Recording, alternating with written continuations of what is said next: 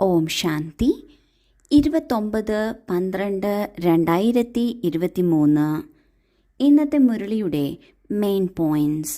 മധുരമായ കുട്ടികളെ, ചോദ്യങ്ങളിൽ ആശയക്കുഴപ്പത്തിൽ വരുന്നത് വിട്ട് മന്മനാഭവയായിരിക്കൂ. ബാബയെയും സമ്പത്തിനെയും ഓർമ്മിക്കൂ. പവിത്രമാകൂ, പവിത്രമാക്കൂ.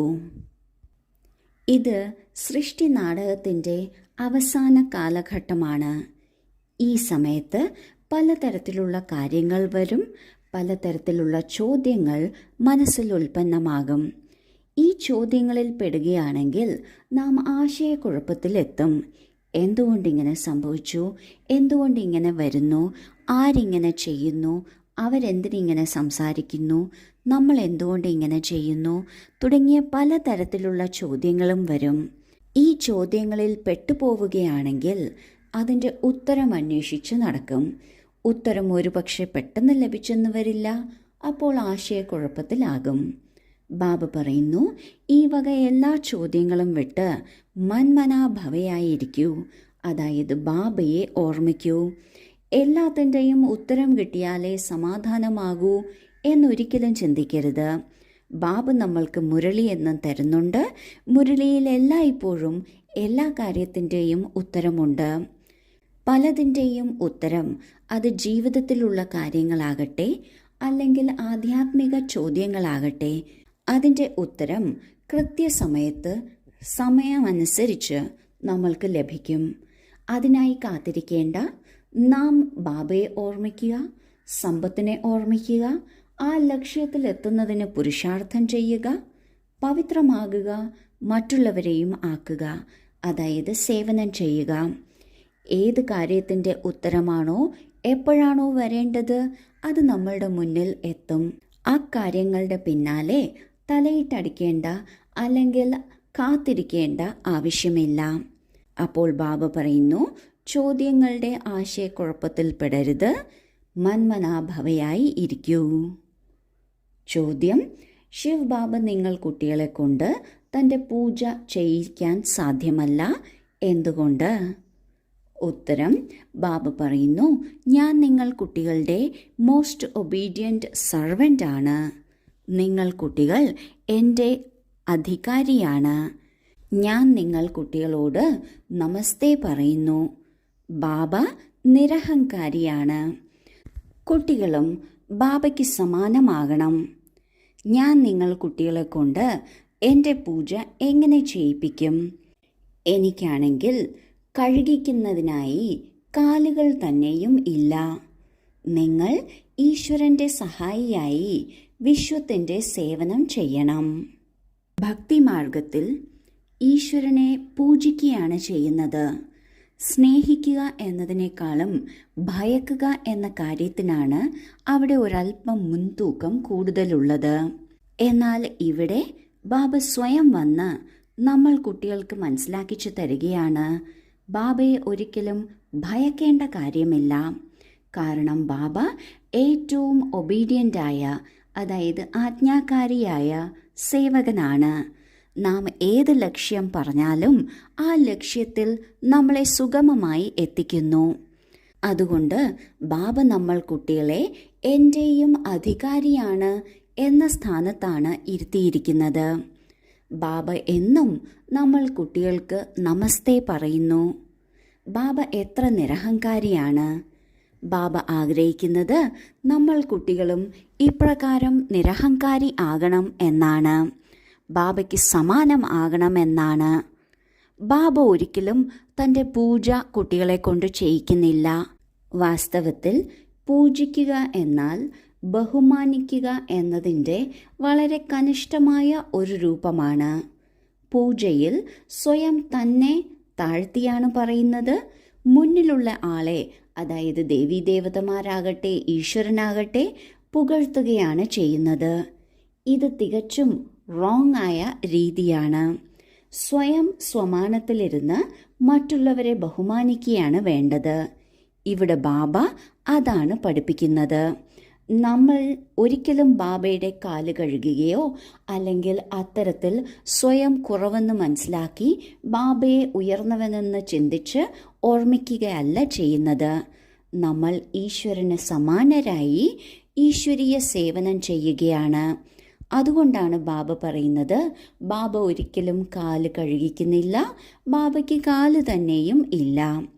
എന്നാൽ നമ്മൾ കുട്ടികൾ ഈശ്വരൻ്റെ സഹായികളായി വിശ്വസേവനം തീർച്ചയായും ചെയ്യണം. ഈശ്വരൻ്റെ സഹായി എന്നാൽ സ്വയം സ്വമാനത്തിലിരിക്കുക, എല്ലാവർക്കും ബഹുമാനം നൽകുക. ഇപ്രകാരത്തിൽ ബാബയെ പോലെ നിരഹങ്കാരിയായി, ഒബീഡിയൻ്റായി, ആജ്ഞാകാരിയായി സേവനം ചെയ്യുക. ഗീതം: നിർബലനുമായുള്ള യുദ്ധമാണ് ബലവാന്റേത്.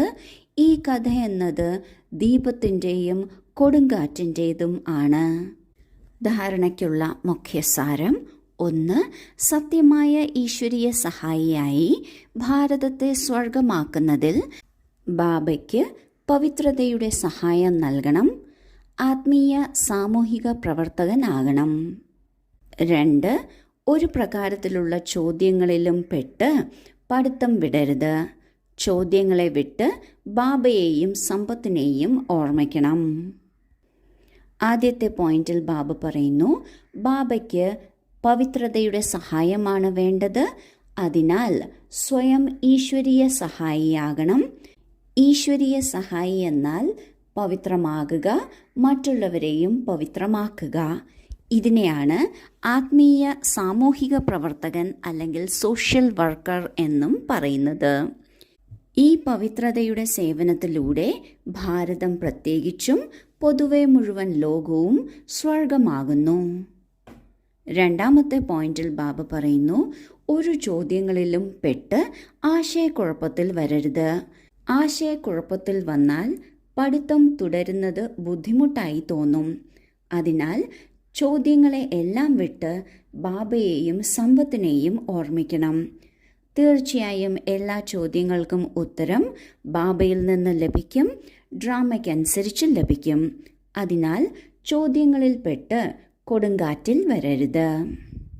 വരദാനം: പരിധികൾക്കുപരിയായിരുന്ന് എല്ലാവർക്കും സ്വന്തമാണ് എന്ന അനുഭൂതി ചെയ്യിക്കുന്ന അനുഭവി മൂർത്തരായി ഭവിക്കട്ടെ. ഏതുപോലെ ഓരോരുത്തരുടെയും മനസ്സിൽ നിന്ന് വരുന്നു എൻ്റെ ബാബ എന്ന്, ഇതുപോലെ എല്ലാവരുടെയും മനസ്സിൽ നിന്ന് വരണം ഇവർ എൻ്റേതാണ്. പരിധിയില്ലാത്ത സഹോദരനാണ് അല്ലെങ്കിൽ സഹോദരിയാണ്, ദീദിയാണ്, ദാദിയാണ് എന്ന്. എവിടെ ഇരിക്കുകയാണെങ്കിലും പരിധിയില്ലാത്ത സേവനത്തിന് നിമിത്തരാണ്. പരിധികളിൽ നിന്ന് ഉപരിയായി പരിധിയില്ലാത്ത ഭാവന, പരിധിയില്ലാത്ത ശ്രേഷ്ഠ കാമന വയ്ക്കുക. ഇതിന് തന്നെയാണ് ഫോളോ ഫാദർ ചെയ്യുക എന്ന് പറയുന്നത്. ഇപ്പോൾ ഇതിൻ്റെ പ്രാക്ടിക്കൽ അനുഭവം ചെയ്യിപ്പിക്കൂ. അല്ലെങ്കിലും അനുഭവിയായിട്ടുള്ള മുതിർന്നവരെ പിതാജി എന്നോ അല്ലെങ്കിൽ മാമാജി എന്നോ പറയുന്നു. ഇതുപോലെ പരിധിയില്ലാത്ത അനുഭവി, അതായത് എല്ലാവർക്കും സ്വന്തമാണ് എന്ന അനുഭവം ഉണ്ടാകണം. ലൗകികത്തിലായിരുന്നപ്പോഴും ബ്രഹ്മബാബ മുഴുവൻ ലോകത്തിനും വേണ്ടി ചിന്തിക്കുമായിരുന്നു. ബാബ പ്രവേശിച്ചതിന് ശേഷം അത് ഒന്നുകൂടി ഉറപ്പുള്ളതായി. പരിധികളിൽ നിന്ന് മാറി പരിധിയില്ലാത്ത ഭാവനയും പരിധിയില്ലാത്ത ശ്രേഷ്ഠ കാമനയും എല്ലാവരോടും ഉണ്ടായിരുന്നു. ഇതിനെ നമ്മളും ഫോളോ ചെയ്യുക. ഇതിലൂടെ ഏതുപോലെ ബാബയ്ക്കായി എൻ്റെ ബാബ എന്നെല്ലാവരും പറയുന്നു, അതുപോലെ നമ്മൾ ഓരോ ബ്രാഹ്മണാത്മാക്കളെയും കണ്ട് മറ്റുള്ളവർ പറയണം, ഇതെൻ്റെ പരിധിയില്ലാത്ത സഹോദരിയാണ്, പരിധിയില്ലാത്ത സഹോദരനാണ് എന്ന്.